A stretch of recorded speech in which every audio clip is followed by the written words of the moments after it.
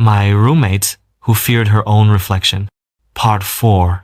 Remember, bringing mirror to this house is at your own risk, not mine, she warned me.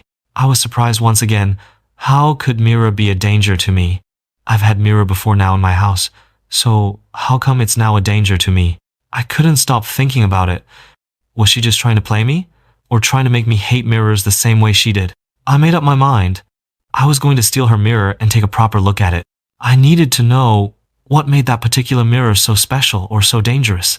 That evening, when she went out with one of her female friends, I seized the opportunity. I sneaked into her room and began searching.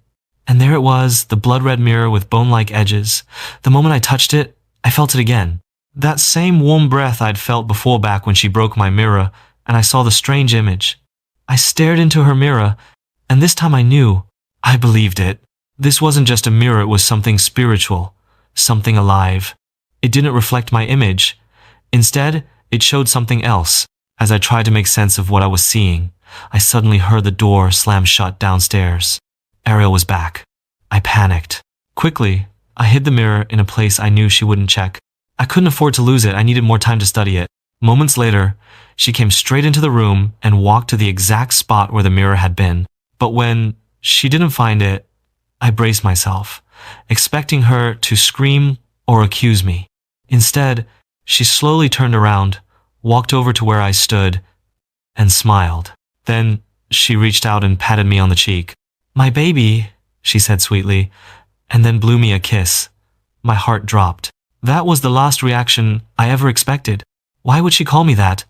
Why act so nice? I stood frozen, unable to say a word. She walked past me and out of the house without saying another thing. I waited for her to return, but she never did. Eventually, I went to bed. That was when the real horror began.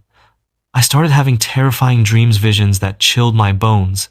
I'd wake up, gasping for breath, whispering prayers into the dark. But the moment I drifted back to sleep, the dream would continue. In the dream, I was in a shadowy-like world, a different realm where the sky was always blood-red. Strange, monstrous creatures roamed freely, watching me with hollow eyes. And in the middle of it all was Ariel. But not like I knew her. She was my bride, dressed in black, holding the red mirror like a crown. She smiled at me as though we belonged there together. And it wasn't a series of dreams. It was one long dream, unfolding like a movie. Each time I woke up and went back to sleep, it would pick up exactly where it left off, as though I had pressed pause on something that didn't want to stop. To be continued. Do you think she have initiated herself to their witchcraft kingdom? Share your thoughts on the comments section and wait for part 5. Thanks for watching.